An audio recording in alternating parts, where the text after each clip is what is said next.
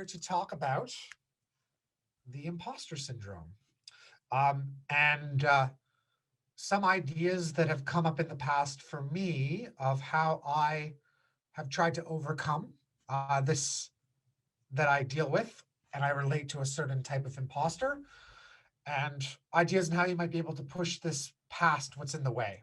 So, just to give you an idea of what this session is going to be about, we're going to cover the 5 types of imposter syndrome. I have a resource where I grab these 5 types, and I'll make sure to mention the author as well as the book title. My experience in dealing with the imposter syndrome will hopefully identify which imposter syndrome you're dealing with if you have or are dealing with the imposter syndrome, and ideas of how to build confidence in the face of that. We can also talk a little bit about self doubt and getting on with it, and then tips and tools to elevate your strength and get you creating. I do want to mention that I had a session this morning, which was entitled the Creative Manifesto, and I did share some ideas and thoughts about creativity and harnessing into that. And if it is of interest to anyone, I believe all these sessions are being recorded and you should totally check it out. That's if you enjoy my talk now. I've allotted a time for discussion, so hopefully we'll be able to chat, whether you guys are using the chat pod to chime in, or at one point I make sure that everyone has a chance to be unmuted. So hopefully we can have a conversation. And if that sounds good with everyone, for those of you who have your camera right now and can give me a thumbs up, 1 or 2, if that sounds good, that would be awesome. And let me know in the chat if this sounds like what you signed up for.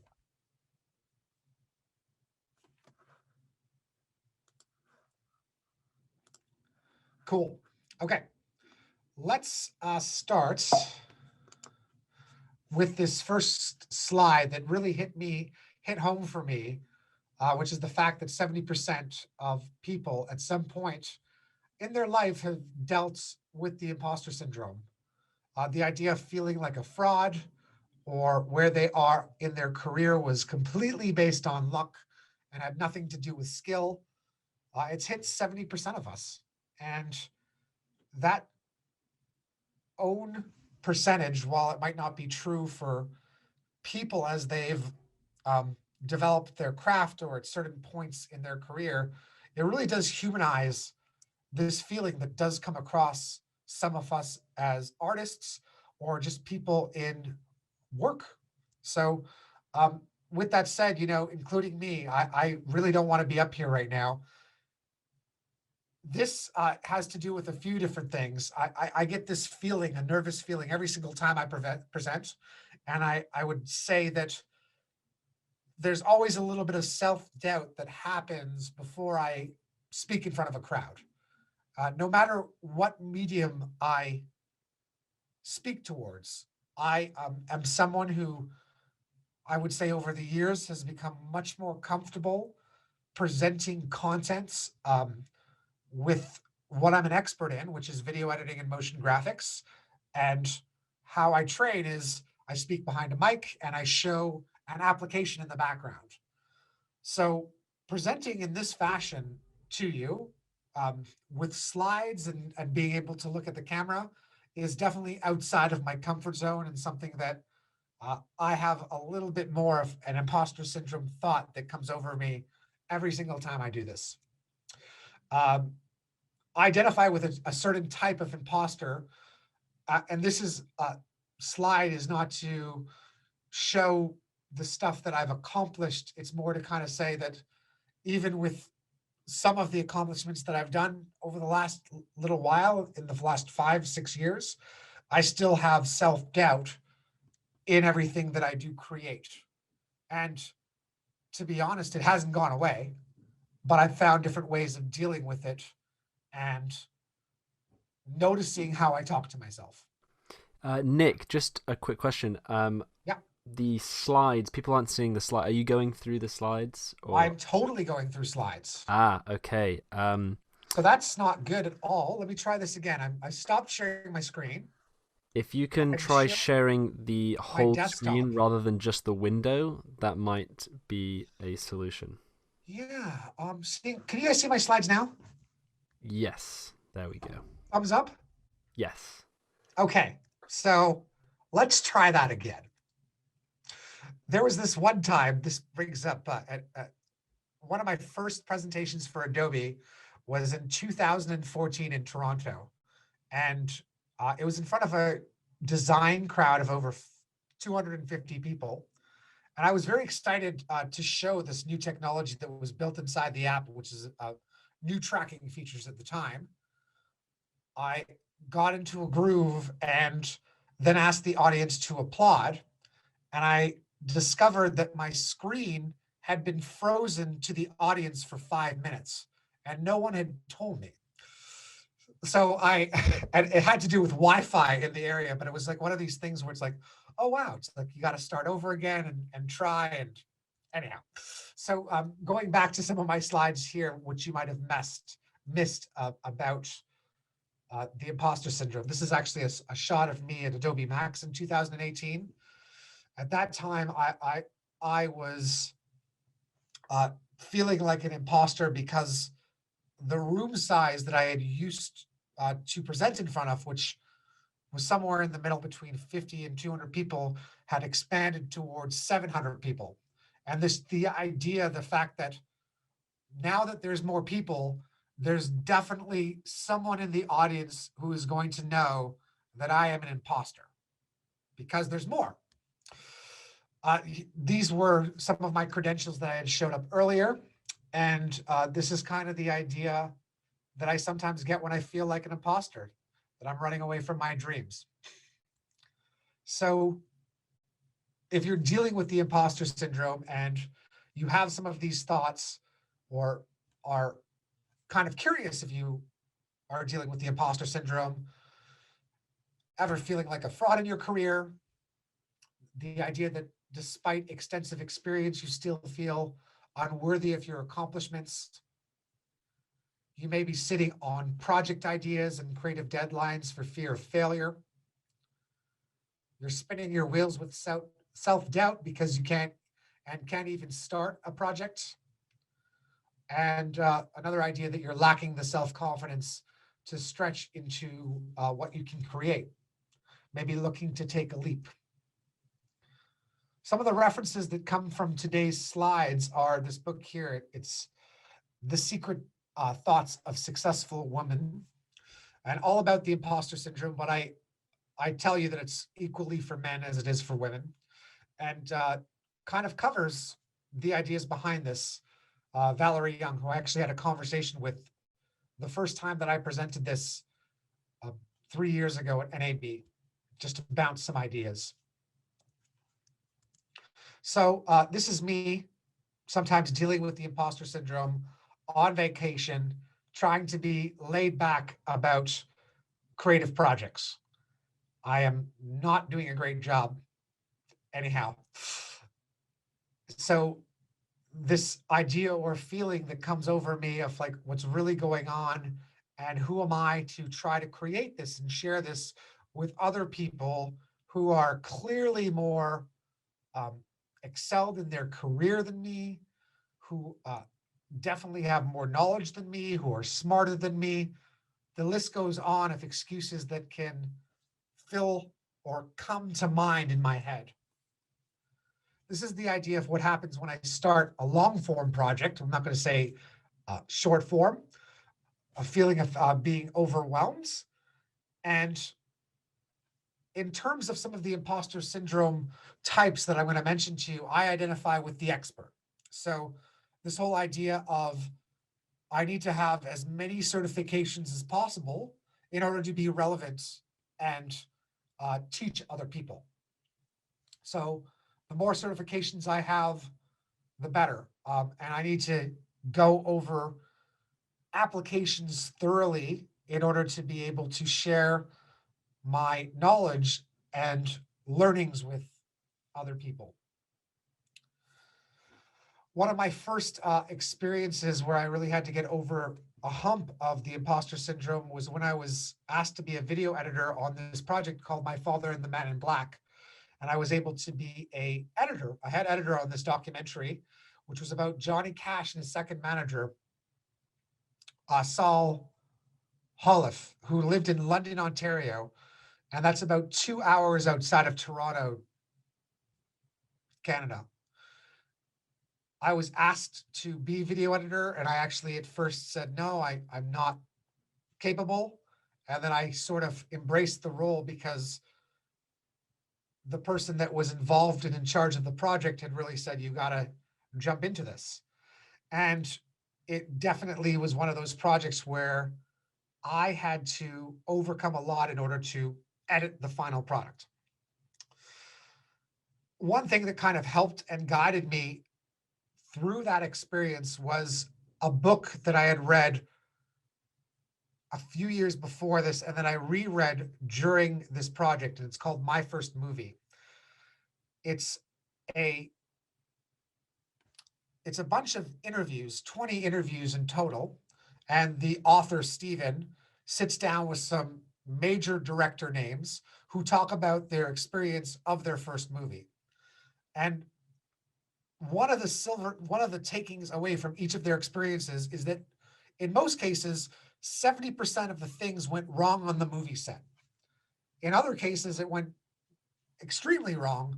And it seemed that a lot of these directors had gained confidence after they had walked through this first experience where they were rather ill-informed of what needed to be done in order to create a film. And it was in their second or third movie where things became that much more smooth. They became more confident in their craft, and they actually even started to make money and not have to mortgage their house. There's a couple stories in here of directors mortgaging their house in order to get their first film done. Anyways, it did humanize this doubt that they had, and seeing these experiences and how they dealt with failure and their learning experiences was something that I took to heart and gave me confidence in order to walk through this idea of editing a feature film at this time. Another book that really appealed to me was Robert Rodriguez's Rebel Without a Crew, and how he talks about his experience of how he made a $7,000 film. And the funny thing is, he had made 400 short films before this $7,000 film. But it's advertised that he did and made this epic, incredible $7,000 film. But the amount of time he had spent practicing in short films with his sisters and brothers and his family gave him the confidence to do this. And then from this $7,000 film, I'm sure you've heard of some of his other films that are out there in Hollywood. One year I had 13 presentations at NAB, which was speaking in front of an audience. And probably one of those years where I really had come to terms with different ways that I had dealt about being able to present in front of people. So I remember vividly one of the first years that I presented was at a conference that was called, it was an editor's retreat. It's back in 2013. And the first time that I had presented, I had spent 3 days practicing to be in front of a crowd. And that time it just diminished because I had realized that a lot of the stuff that I was practicing was redundant, and I became more comfortable in chatting in front of an audience. And with those presentations, I still have this feeling again that of being an imposter in front of people, some more than others. Going back to this idea of a computer being my hideaway or my comfortable space, is that there's something I think that I have made up in my mind where behind a keyboard and a mouse and an application, it's easy for me to communicate with other people and teach them technology. I think because it feels that the focus isn't on me. And somewhat that's true. And this was something that I had to actually overcome when presenting topics such as this, and the one that I did this morning was there's more to me than just teaching applications and more that I wanted to express. So in figuring out that, okay, this computer was my hideaway, and being able to figure out how I was using that as a crutch, I was able to then move forward and present in new ways that I'm proud of. And to me, being honest with these conversations with myself that I'm having about myself and noticing how the self-talk that I have is attributing to limiting beliefs and a closed mindsets, that kind of helped me allow to explore the world beyond my laptop and expand my teaching style.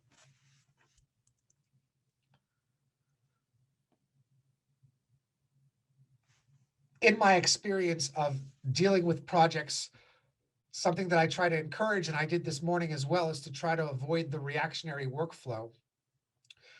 The idea behind this is to be thoughtful through your creation project and try to notice when you're under stress and when you're forced with a deadline, how you respond in certain situations, and how those beliefs of that stress and that situation could hinder the products that you deliver creatively.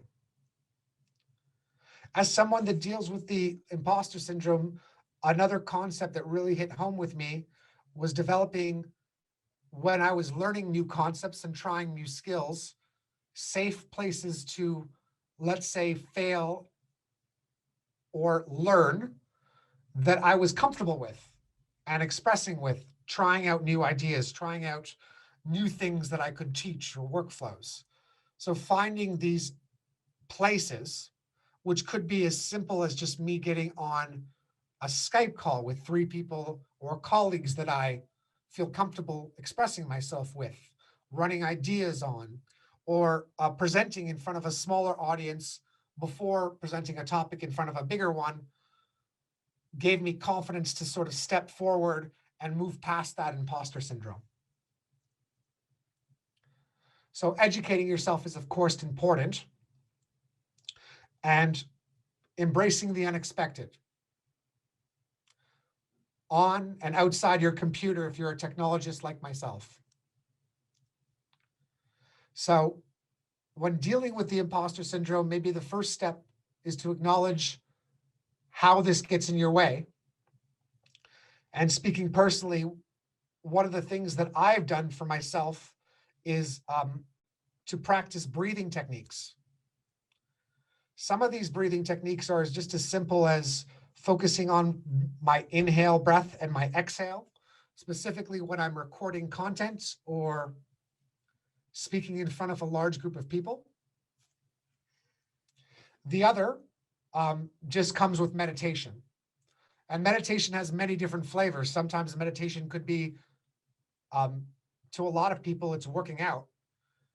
To me, it's this ability to have 10 minutes every single morning that I can claim for myself where I sit in silence. And to be honest, I'm really, really bad at it. So a lot of times I end up thinking about other things rather than concentrating on the breath. But this truly does or has allowed for more space in other activities that I do. So let's get on to this idea of the imposter syndrome, and I want to be conscientious of time too, which is a psychological pattern in which an individual doubts their accomplishments and has a persistent, internalized fear of being exposed as a fraud. Let's talk about 5 types of imposter syndrome as well. The perfectionist, the natural genius, the expert, the rugged individualist, and the superwoman, superman, or super student.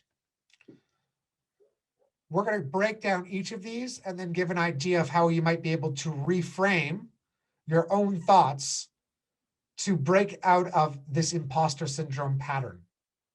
So maybe some of these things, if you're a perfectionist or identify with this, might ring true. So nothing short of perfect is acceptable. Nothing is good enough. quality to the max, and a refusal to let yourself get ahead. How might you be able to rephrase or rethink some of these ideas of how these thoughts might be getting in your way of accomplishing, whether it be regular daily work tasks or creative tasks that you're very fond of and want to show to other people? That might look at the idea that your perfectionism is inhibiting success, the idea that moving ahead involves sharing and being able to continually, in some ways,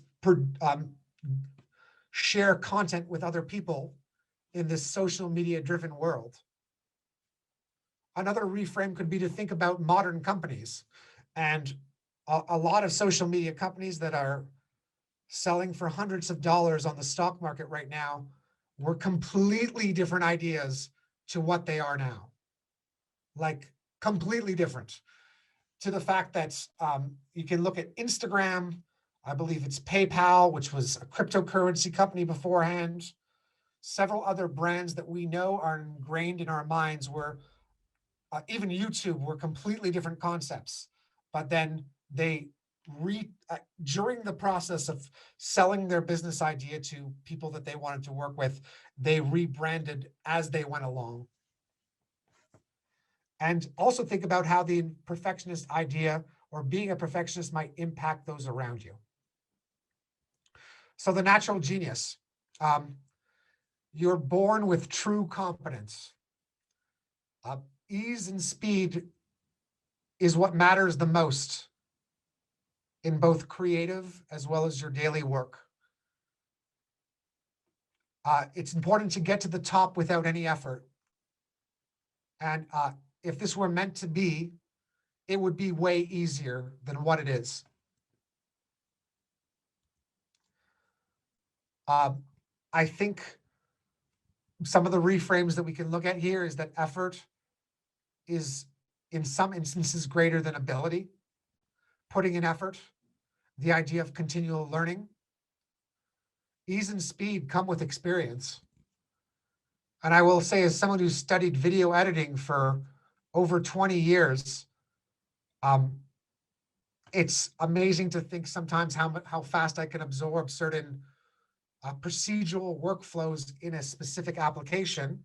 And that all has to do with the fact that I've sat with material for so long that it's muscle memory and it builds on itself. And that's what makes it easy. And real success isn't as easy as it looks. It's just made to look easy.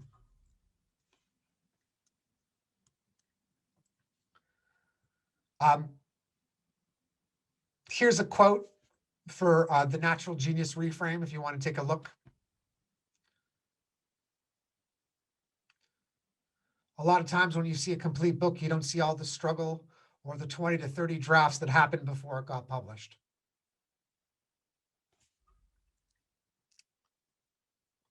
So the expert, this is my domain. You need in-depth training for everything. There's a threshold you need to be at before you take action. Can't do a job without more knowledge. And competence requires absolute knowledge of a given subject.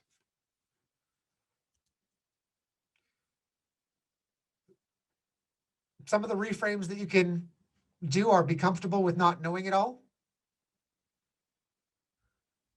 For myself, I've had to realize that it will be impossible for me to get through all of the tutorials on YouTube. It's just not possible. Respect your limitations. Knowledge doesn't end, and action also provides a lot of expertise that just watching and learning does not. The rugged individualists, so unaided achievement. No help should be required or ever. You perform miracles by yourself at risk to yourself, and you travel the solo road. Some reframes might be the identity, what's needed to identify what's needed to get the job done. And that if that involves other people and may help with the process, that might be something that you could try to rely on. The importance of using the brains around you in order to grow in your career. The fact that delegating saves a lot of time in the long run. And is it somewhat okay if someone knows you don't know? So the fact that, let's say being an auteur, being comfortable with not knowing something or not doing something, letting something go and allow someone else to handle it in order to, let's say, grow in another area. The Superman, Superwoman, you need to juggle it all. Having it all means doing it all. Handling multiple things perfectly and simultaneously all of the time. Take all of the traits of every single one of the imposter syndromes we've just had and sprinkle some caffeine on it, and you have the idea of the Superman, Superwoman. I would say some of the reframes that you might want to consider are learning the power of saying no. Doing less is actually doing more. And the idea that I love this concept that this is one life, you know? There's only an infinite amount of time in a day. And sometimes choosing how to spend that or exert your energy is needed and required. We're close to the part where I want to open it up to questions very shortly, but I want to leave with another inspiring thought, which is this video I saw on YouTube several years ago by Phil Hansen called Embrace the Shake. And how this artist, after developing a shake in his hand, he was prevented from doing the artwork that he loved and went into depression for 2 or 3 years. And he was unable to create, and he did not want to share any of his artwork with other people. He eventually started to get over the shake and realize that his art was more than just what he was trained to do. And he embraced that shake in his hand and developed his own art form. And you should see his work. It's unbelievable.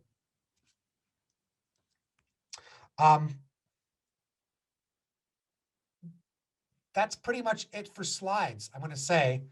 And before I throw up my contact information, I thought this would be a great time to open up the floor. If it's possible to unmute everyone's mics right now. Really curious to see if you have learned something today, and if you feel that you've identified with an imposter syndrome or don't relate to it at all. No answer is incorrect.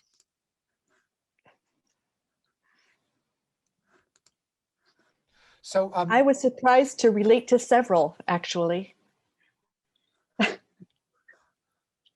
Who is speaking? Sorry, I just don't see it on the screen right now. Sorry, it's Alyssa speaking. I don't think I Alyssa. even have mine. Which was there one more than another, or which one's related to you the most? I thought I was going to relate the most to the perfectionist one, and it ended up relating the most to the superwoman one. I thought, oh my gosh, I do that. I think I can do everything in one day. Cool. It's sort of surprising to get that awareness from just listening to, so I was thinking, oh, imposter syndrome. I know all about that. I've been dealing with it forever. I'm over that. And then you think, oh, actually, maybe I'm not. I'm so curious, did some of the reframes give any insight or ideas? Yes, I think so. Yeah, especially for you're right. I love that idea of the one life. That's the whole struggle, isn't it? Is how to integrate all of the things that we love doing and let some of the rest go. Like creating your priority list, I think, maybe. Very cool. And recognizing that you cannot do it all. Thank you so much for sharing, by the way. Well, thank you for this great talk. Awesome. Who else out there? Speak up. I'm just checking out the chat too. It was invisible to me while I was presenting my slides, and I've missed a little bit. Oh my gosh, a whole bunch of other people have said they have a combination of them. That's so cool. Thanks, Walden. Really appreciate. Thanks, Jonathan. So Ivan was saying perfectionist.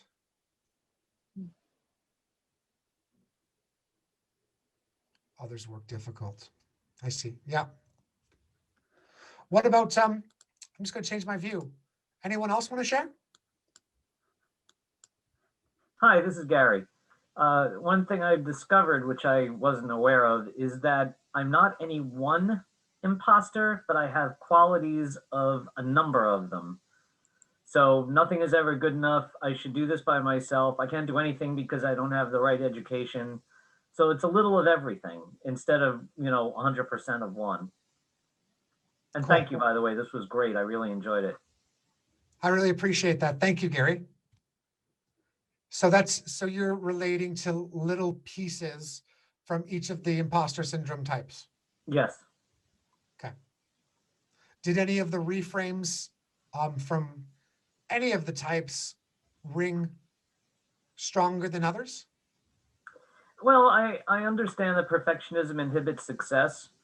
I wasn't thinking about it in terms of how it affects others, but in some of these, it's a matter of, I say, if this was my creative art was meant to be, it would be easier, or I would have been more successful at it. But yeah, effort is more important than ability, and just doing it and getting it done and not really worrying about outcomes is pretty important. The reframes I have to think about because I was typing very quickly, so I'll need to go back and look at them all. But yeah, these are really good. Very cool. I want to go back to actually something I was talking about in my earlier presentation, which was about the Creative Manifesto. And it was just ideas I had about how you can harness your creativity. And there's this book that I absolutely love by a Canadian author who happens to be a musician by the name of David Usher, called Let the Elephants Run. And when he talks about creativity, and there's other influencers out there who talk about it, they always say creativity is an action sport.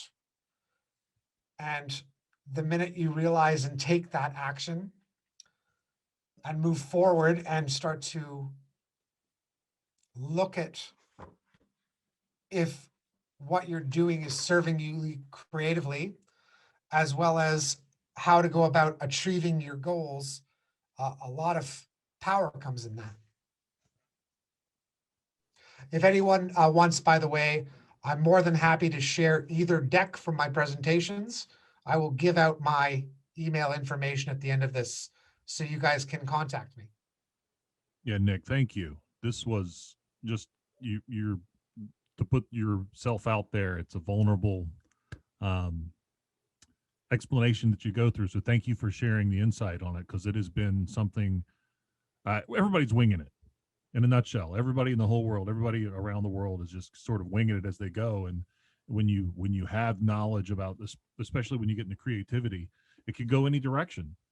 So you might creatively decide to do something, and I want to do something differently, and we're not wrong. We just have different, this was great. I've heard you speak before, but not in this capacity. So thank you for taking the time with it. And I think it struck a lot of chords with me. I saw a lot of myself in a bunch of different types of imposters, but it's just, you got to let it go. I mean, that's the moral of the story is don't get wrapped up in it and stay out of your head. But thank you. Jeremy, thanks so much for those compliments. It really does mean a lot. And it's so funny, the fake it till you make it reminded me of a tweet from someone His name is Aaron Wabinowitz, and he used to work for Red Giant. He no longer does, but he was in charge of their marketing, and for a number of years involved with Adobe After Effects tutorials. And one day, everyone was talking about the imposter syndrome. This is 2 years ago. And his comment was, I don't deal with the imposter syndrome. I am faking it every day. And to see that from someone who's highly successful and take from it what you may, kind of humanizes the whole thing, in my opinion. Perfect. I'm just going to check the Mark. Yes, to slides. I will give some information. Thanks, Alyssa, for the compliment. And Gendra, yes, I'll give out some of my information. Thanks, Mark. And I'm just reading the compliment. Sorry, the comments. Aspects of my own experience in several of the categories and certain found the free frames of positive refocus. Awesome. Thanks, man. Camila is saying that I find qualities from each type which apply to me. And although I can identify with more of the perfectionist. In terms of the reframes, I like the example of thinking about the beginnings of those who have not grown to be huge companies. I've actually been struggling with this, and it was great to hear it as a concept and see the reframes. Awesome. Brian, don't tell my clients, but I've been faking it for 20 years. Just don't send me their emails. And by the way, you've been doing an amazing job because I've seen your studio. Brian Atario, who's here with us, is a fantastic video editor and also producer of some amazing content in Las Vegas. And it's great to see you here, man. Could I ask a question, comment? Yes. This is Gendra. I'm actually going to be a panelist on Sunday in the Exploring Photography panel. And I found it really refreshing that you quoted and featured a book that was specifically addressing women's insecurities around imposter syndrome, that you were open enough to read such a book, to recommend such a book. And, you know, I do a lot of, I'm a cinematographer. There's very few women cinematographers of my age and experience level. And I've been involved in a lot of conversations around inclusion and diversity and supportive women's groups about trying to help them get ahead in business. And I think a lot of women identify with imposter syndrome to such a degree that they've been acculturated to that I would say a lot of women think that it is a uniquely female trait or insecurity, not biologically, but how we've been acculturated in our society. So to have a male artist, teacher, trainer talking about imposter syndrome was incredibly refreshing. To hear the universality of the experience, and also to get that idea in there that you're even reading books written by and for women about it. I thought was really great. Gendra, I really appreciate that compliment. Thank you so much. And I really did find that book insightful. And when I remember when I first saw the cover, I was like, you know what, this book, even the title is something that I want to research and feel like I identify with, and wanted to get some perspective. And I was pleasantly surprised that while a lot of it was directed towards women, there was little passages where it was inclusive towards men. It's just not as talked about. So that was refreshing to me too. But I really do appreciate that. And I'm going to have to check out some of your panelist session. Sounds awesome. Okay.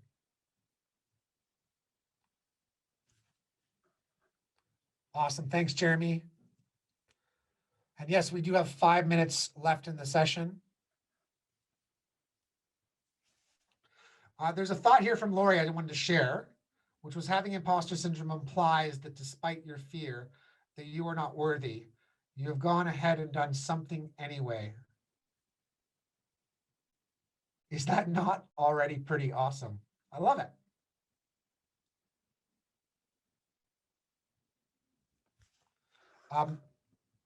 I wanted to share my contact information, just in case some of you have to run to another presentation. So bear with me, as I believe I accidentally just shut down my PDF, but that's not a big problem to bring up again. I'm Nick at Creative111. That's 111.com if you want to reach me by email. And in a second, I'll have my slide up as well. There we go.